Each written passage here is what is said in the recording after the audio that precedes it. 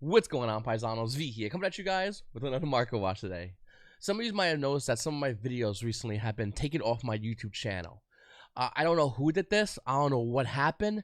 I am still talking to YouTube to try to get this resolved. Last time from YouTube, though, they said, when I asked them, did someone report my videos? They said, we can't tell you that. I go, was this a problem on YouTube's end? They said, we can't tell you that. The only thing I can tell you guys right now is those videos are currently being restored to my channel. All except, I believe they said one video. I don't know what it is. I don't want to lead to speculation. I'm not trying to play that game. If I'm not 100% sure on something, I'm not going to point the finger. That's all I really want to say to you guys. I've been on the other end of this happening where people weren't 100% and they point a finger at me and it wasn't me and nobody cares. So I don't want to be that kind of person. We are Paisanos. We're a great community and we're above all this stuff. The one thing I really want to talk about real quickly as well is there's no strikes on this channel. Not one. Zero. Talking to YouTube, I said, has anyone done anything like that? No. That's one thing they can't confirm. So, just real quick, I just want to throw that before I start this video. Those videos are going to be coming back onto this channel, but we're going to keep continuing on. We got a bunch of Mark Watch videos. I got a deck profile coming on this channel. I'm going to try to get as many as possible coming up for you guys, and hopefully you guys enjoy that. And if you're new to the channel, please make sure to hit the subscribe, like, and comment down below. Join this channel by hitting subscribe. That's the first step into joining and becoming Paisanos. Listen, Magician's Souls coming out of Legendary Duels Magical Heroes with a $94 current market price is roughly around $93 to $96. It's starting to see play in more than just Ellic decks. We're starting to see this card also see play in Invoke Shadow Dogmatica, and that might be a reason why this card's rising in value. To be honest with you, this card needs a reprint. And I think we can all come to the same agreement in the fact that this card is going to be inevitably getting a reprint. It's not going to be hitting the ban list before Konami makes their money off us. So, like I said, we will be seeing a reprint. So, the question is, when are we going to get this card reprinted? Is it going to be coming reprinted in a new gold set? And if it is coming reprinted in that gold set, would you want that version? Or would you want to grab the original print ultra rare? It really depends to me personally how it looks. And also depends on, you know, how it looks. Gold doesn't really hold value in the market. I know everyone's really excited about this new gold set coming out. Trust me, there's a lot of speculation in that gold set, but we don't know yet. We have zero idea how those cards are going to look. So how about we wait a little bit, and then we'll come back and check that out. Next, guys, we have Lightning Storm coming in at Ignition Assault. Now, listen, even though we got Harvest Feathers are finally off the ban list, Lightning Storm is still going to see play. In fact, one can make a good argument saying Lightning Storm will see just as much play, if not even more play, because those who own Lightning Storms just have an inherent advantage over those who just don't own the card. Lightning Storm in your side deck? Well, you don't need Twin Twisters. You just activate a card and you decide. Do you want to destroy all attack position monsters your opponent controls? Or do you want to destroy all spells and traps your opponent controls? It's pretty good. Lightning Storm with a $108 current market price. The unlimited version is roughly around $103. And name and first editions are starting roughly around $104. After that one's gone, you're seeing it roughly around $107 for Lightning Storm. It was at like $115, so calm down a little bit. I don't know if they're going to go any lower, to be honest with you. And I think that, once again, I think we all need Lightning Storm. The only question is, do you want to play 2 on your side, or do you want to play 3 on your side? But I do think if you want to be competitive in Yu-Gi-Oh! And have the best cards and give you the best chance of winning your game, you're going to need Lightning Storm. We also have Valkyrie Brunhilde coming out of Shadows of Valhalla, $9 market price. Name it version is roughly around $8. It went down a little bit, I guess. Why is the card money? I mean, listen, I understand there's the waifu tax, and the waifu tax is real. And we'll talk about another card in 2 seconds that the waifu tax also applies to. But Valkyrie Brunhilde shows almost no meta play and still has value. Shadows of Valhalla, for the most part, wasn't that good of a set. I mean, yes, it had the Ash Blossom Joyous Spring reprint in there. And yes, we saw reprints of Invoke stuff in there. But when the time the Invoke stuff was reprinted in there, people weren't crazy about it yet. Later on, they did get crazy about it. They were really buying Shadows of Valhalla for Ash Blossom Joyous Spring. Valkyries? From TV show. So the question is this mostly for the TV show, for the collectors? Do casuals like Valkyries? Or are competitive players just slowly finding out ways to play Valkyries that we just don't know yet? That seems kind of unlikely, but we got to throw it out there. Chamber Dragon Maid coming out of Eternity Code, Secret Rare with a $17, almost $18 market price, is currently roughly around $20. Now, this card is seeing play. In fact, this card, as well as Dragon Maid Hospitality coming out of Mystic Fighters with a $13 market price, still roughly almost near a $13 price point, is also seeing play in Dragon Links, which is one of the best tier 1 decks in the meta right now. So, even though, yeah, waifu tax, yeah, I got you. But this card actually also showing meta play. And it is kind of weird seeing the fact that Chamber Dragon Maid's roughly around $20, when the other Dragon Maids in this set, in Mystic Fighters, the, I don't know all the names. Kitchen Dragon Maid, she's roughly $63. You got, where's the other one? Parlor Dragon Maid's like $10. Dragon Maids, so much money. You know, they look nice, I guess. Listen, I think Dragon Maids are really cool. I do think that maybe one day they'll be their own meta deck, hopefully with release some newer cards. I just think the fact that it's hilarious that Kitchen Dragon Maid's $60 and Chamber Dragon Maid's $20. And this is a good indication of Konami's change recently on short printing in this game. I mean, Kitchen Dragon Maid was heavily short printed in Mystic Fighters. Heavily short printed. Turn around, look over here at Chamber Dragon Maid in Eternity Code, which wasn't short printed. And its value is roughly around $20. Man, I would love to see this kind of change happen with not only core sets like Eternity Code, but sub-core sets moving forward like Mystic Fighters. So, Numeron Network coming out of Bowser Legends Armageddon with a $6 price point is actually barely holding on to $5. $6 with shipping, I guess, depending where you get it from. But Numerons are in this weird position where I feel like they're really good, but kind of slow. Utopia X0, really broken, but one impermanence makes it feel like it's nothing. Well, let me just say, I think that Numerons are still really good. I don't think I've found a good deck to consistently be good in. Yes, we have different variations of Numerons. We have generated Numerons. We have Guru Control Numerons. We might even have Paleo Numerons. But none of these are consistently good. Minimal tier 1.5, and that's lightly. Numerons, I think one day can fit into a tier 1 deck, especially if Konami continues not to hit Utopic X0, as well as the big Link monster they go into as well. I think that Numerons are just waiting. I think this is really cheap right now. I think no one's looking at this, and I'm not even joking. If you don't have Numeron Network or the Numeron Core, you might want to consider picking it up. It's relatively cheap right now, and I don't think that this is going to be something that's going to be cheap for a long time. Next, Soul Servant, coming at Legendary Duelist Magical Hero with a $14 market price. The value is roughly around $12 for Unlimited. First edition is almost at $14, by the way. So, Soul Servant, why? Well, it says Dark Magician, silly. Dark Magician Girl, come on. You just got those recent Lost Arts like Magician Girl. Why not activate your Legendary Duelist Magical Hero Soul Servant? Ah, yes. It makes perfect sense. Soul Servant, Dark Magician Girl, going 0-4 at locals. I mean, hey, listen. There's a lot of people out there that still love Dark Magician. There's a lot of people out there that still love Blue Eyes. And to this day are still playing those decks. Those are brave, not winners. And I think that's great that they're still playing the decks that they really want to play and they really do love and enjoy. And playing cards like Soul Servant is really cool. But this card's still roughly around $12 to $14. Why? Like, man. Teardrop the Rika King is another card that's roughly holding an $8 market price. Looking over here, by the way, Neiman First Edition is roughly around $8 to $9 for this card. Rika's. Is it me, or is Tier 2 decks slowly becoming a lot of value? Not only is a lot of value, but casual Yu-Gi-Oh players who might want to just chill out and play with their buddies every now and then, and maybe they want to pick up Rika's. $8 for a card that's mainly for casual. Like, there's no tier 1, tier 1.5 Rika's, but I mean, or tier 1.5 kind of casual like this. But somehow these are holding pretty high value. And when Teardrop the Rika Queen first came out, it was way less than this. So it's really crazy to see this card actually have so much value, despite the fact that it's a casual deck. But then again, casual Yu-Gi-Oh players just throwing more money into casual Yu-Gi-Oh decks to play casually. We also have Ice Dragon Prison, ultra rare coming out of Rise of the Duelists with almost their $10 market price. This card realistically is roughly around $10 with shipping included. This is a really good card, and I feel like as the meta, depending on the meta we're in right now, depends on how good this card is. Let me explain. I think in a slow controlling meta, Ice Dragon Prison is an insanely good card, but in really quick combo meta, probably not that good. And hey, listen, I do think this card has potential. I think it has huge potential. Do you sell it though?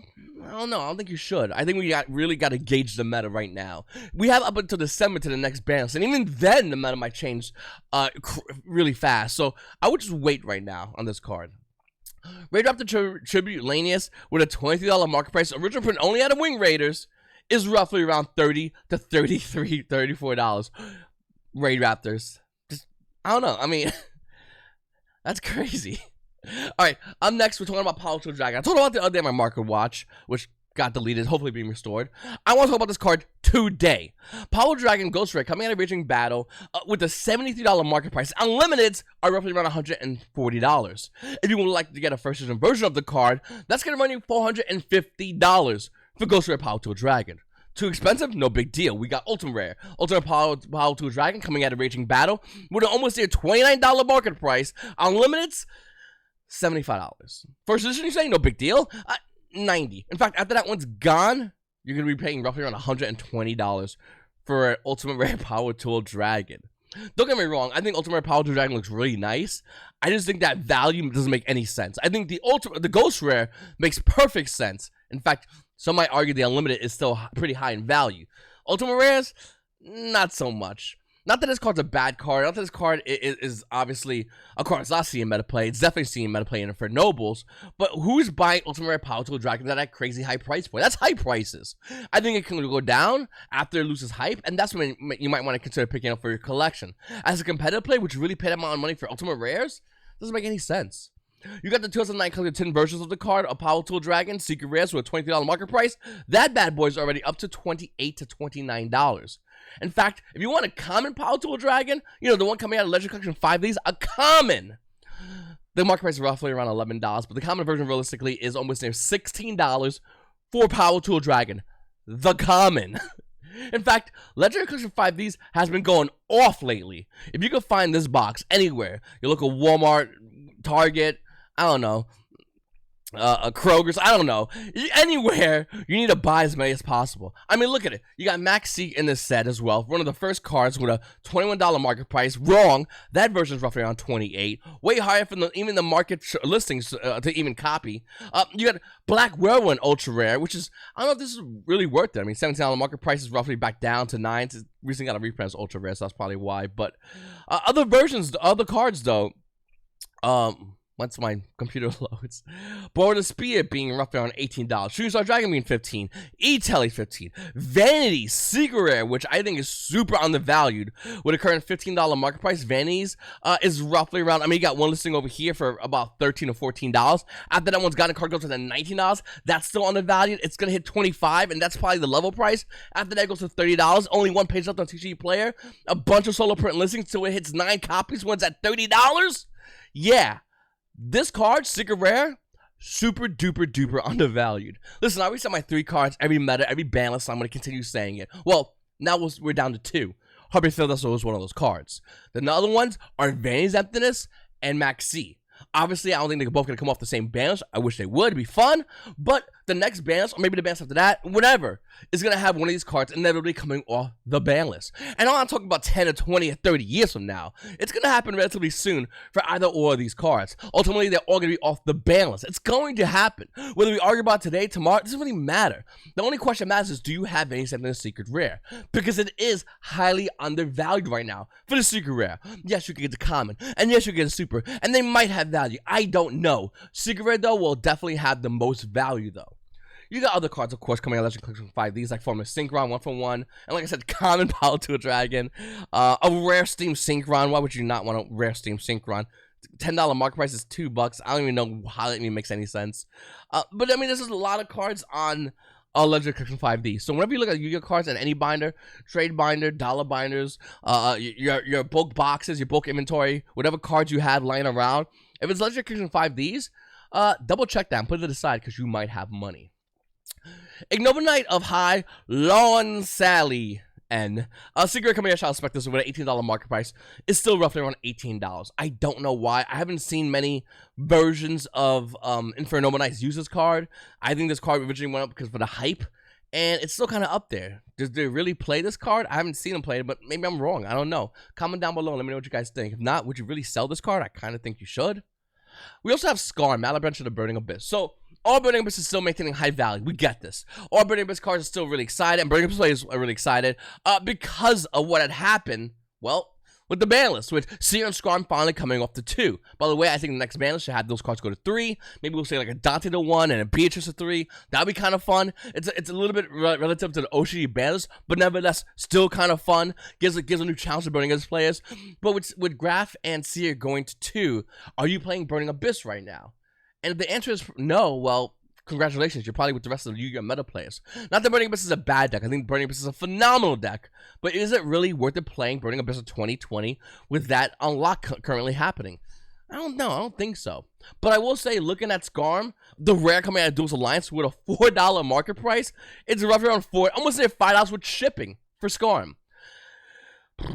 The gold rare versions, the ugly looking gold rare versions with a $6 market price is already cooling back down to roughly around $5 to $6 still. This card's so ugly, dude.